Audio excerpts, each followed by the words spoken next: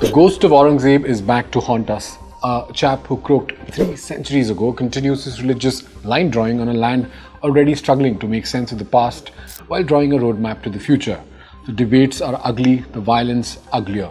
The latest trigger is a movie. Some are blaming Chava for the arson and vandalism that broke out in Nagpur. There were some Hindu groups burning Aurangzeb's portrait, demanding his grave in Kuldabad be destroyed. A rumor that they burnt the chadar they brought from Mazar set the Mahal area on fire. Muslims went on a rampage in response. Curfew arrests communal tension. The chasm between two communities expands. Welcome to the Proxy, a show where I, Manish Adhikary, read out a column or a text story published on India Today. This one is called Ghost Aurangzeb and Move On. It's been written by columnist and satirist Kamlesh Singh. Back to the column. India can't keep dredging up the disgraceful detritus to salvage its diverse destiny every time some film flops out, offends, or provokes the perpetually fragile with eminently hurtable sentiments. Leave Aurangzeb's legacy to the historians to squabble over. Let them rate him. 5 stars for tyranny, 1 for temple donation PR, and so on. The average Jagdish or Jaleel on the street has got zilch to win or lose from the legacy-less mummy who many have made their papa and many went to wipe off the face of Aurangabad. How do we deal with a man who isn't alive but won't stop kicking?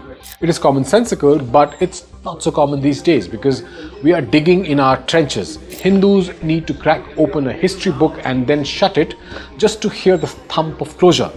Forever. Aurangzeb is the past, a dusty old villain in a film.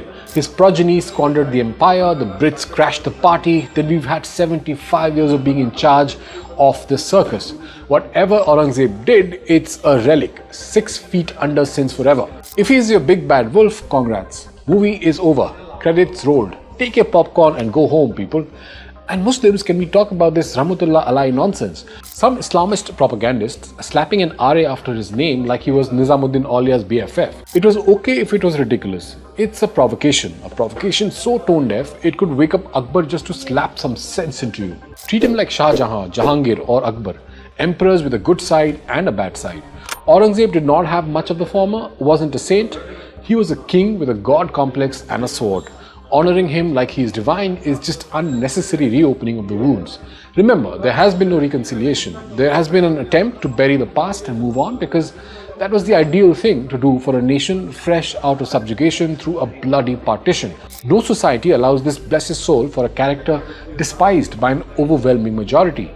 Even in countries where free speech is sacrosanct, these characters get a special no mention. Think Adolf. Also, newsflash, if Aurangzeb were alive, he'd probably call you Abdul, use you as a footstool.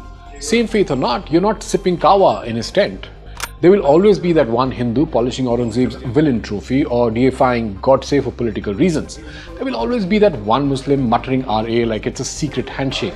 Let them fester on the fringes, where they belong. Stop making them mainstream and mount Aurangzeb, the hill to die on. Don't turn this chap into a mascot. The Fatwa-e-Alamgiri is as dead as disco and the constitution is the DJ now. So please, ghost this ghost already.